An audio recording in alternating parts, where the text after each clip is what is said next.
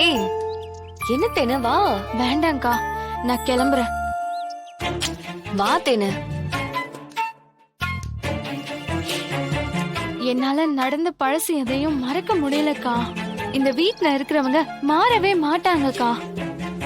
நாம அவங்க கிட்ட இருந்து ஒதுங்கி இருக்கிறது தான்க்கா நல்லது. ப்ளீஸ்க்கா.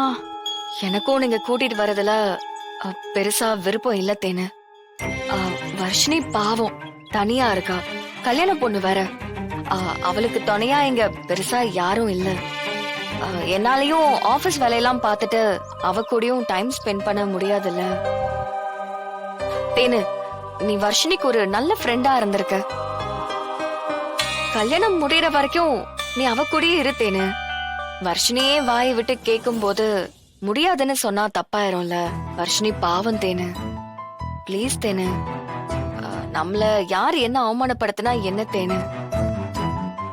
நம்ம சொந்தக்காரங்க தானே, நம்ம குடும்பம் தானே தேனு. சொந்தத்துக்கிட்ட விட்டு கொடுத்துட்டு போறதுனால நாம கெட்டு போயிட மாட்டோம் தேனு. வா.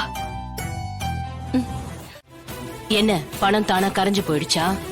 நல்லா ஞாபகப்படுத்தி பாரு. வரவு செலவு கணக்கு கொடுத்து ஒரு வாரம் தான் ஆச்சு. அதுக்குள்ள 2 லட்சம் காணோம்னு சொன்னா என்ன சொல்றது?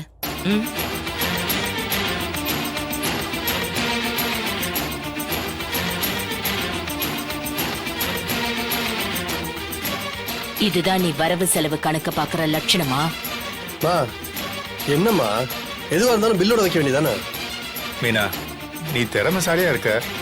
அதனாலதான் உன் கையில சாவி கொத்த கொடுத்துருக்காங்கன்னு பெருமையா சொன்ன. இப்படி ஃபர்ஸ்ட் ஆடிட்டிங்லே நீ சொதப்பிட்டியே.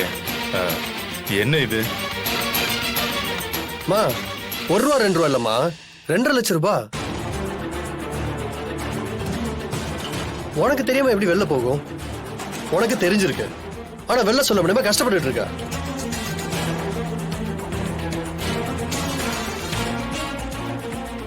மீனா, நீ செலவு பண்ணியா இல்ல வேற யாருக்கா செலவு பண்ணிட்டு சொல்ல முடியாம தவிச்சிட்டு இருக்கியா?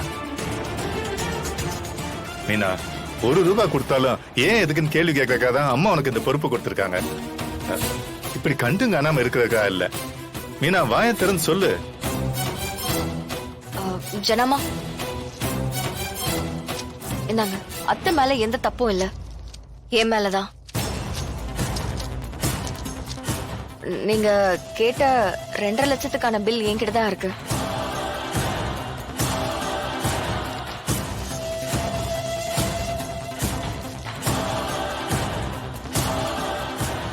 அது வீடு சுத்தம் பண்ணிக்கிட்டு இருக்கும்போது பில்ல நான் வேற இடத்துல மறந்து வச்சுட்டேன். அதையாவது சொல்லிருக்கலாம்ல.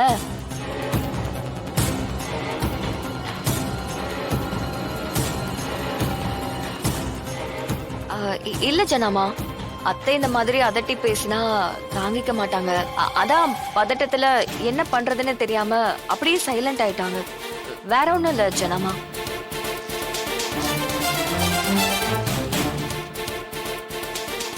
அவ்வளவுதான் மேடம். இந்த பில் மட்டும் தான் ஓகே தான், கரெக்டா இருக்கு மேடம். சரி. அத்தை, என்னத்த பண்ணிட்டு இருக்கீங்க? இந்தாங்க. என்னது? கணக்க இதுல பாருங்க, ஈஸியா இருக்கும். இப்படி நோட்டு வச்சுதான் நோட் பண்ணணும் இல்ல, இதுல பண்ணீங்கன்னா ஈஸியா இருக்கும். எனக்கு இதெல்லாம் யூஸ் பண்ண தெரியாது. தெரியலன்னா என்ன அத்தை, நான் சொல்லி கொடுக்கறேன். இது ரொம்ப ஈஸியா அத்தை.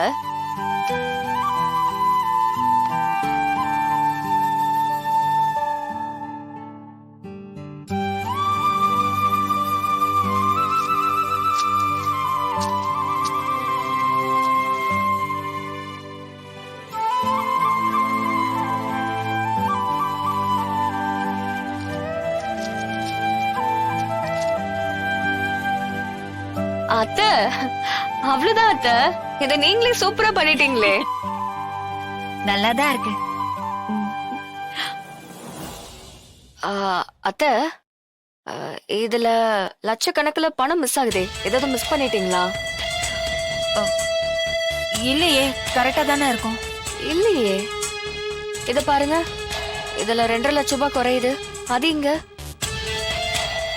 அத்தை, பணம் யாருக்காச்சும் கொடுத்தீங்களா? அண்ணனும் அண்ணியும் ஏதோ தேவைன்னு கேட்டாங்க, அதான். அத்தை, அவர் உங்க கூட பிறந்தவர் தான். உங்களுக்காக தான் இந்த வீட்லயே இருக்காரு. அப்படி இருக்கும்போது உங்ககிட்ட பணம் கேட்டா நீங்க கொடுக்காம இருக்க முடியாதுதான்.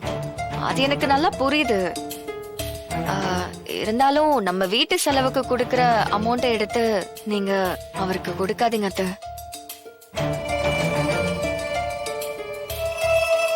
அவருக்கு கொடுக்கறதா இருந்தா தனியா கொடுங்க.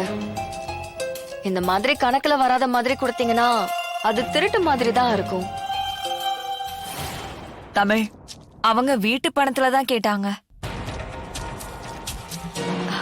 அத்தை, அவங்க என்னதான் கேட்டிருந்தாலும் நீங்க எச்சரிக்கையா இருந்திருக்கணும் அத்தை. இப்ப அதை எப்படி அத்தை நீங்க கணக்கு காட்டுவீங்க? சரிங்க அத்தை, ஒரு தடவை நடந்துருச்சு.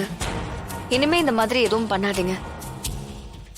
இப்ப நாம இத ஜனாமா கிட்ட இருந்து மறைக்கிறதே ரொம்ப பெரிய தப்பு. இப்ப நாம அதை பண்ணவும் முடியாது. வேற வழியும் இல்ல. இப்ப நாம அதை பண்ணாதான் உங்க பேரை காப்பாத்த முடியும். அதனால ஏதாச்சும் போட்டு டாலி பண்ணணும். இனிமே தயவு செஞ்சு சித்தியும் சித்தப்பாவும் ஏதாவது பணம் கேட்டாங்கன்னா அவங்க கிட்ட எதுக்குன்னு கேள்வி கேளுங்க. எதுவா இருந்தாலும் நீங்க கணக்கு எடுத்துட்டு அவங்களுக்கு கொடுங்க. அப்புறம் அவங்களுக்கு நல்லது பண்ணிட்டு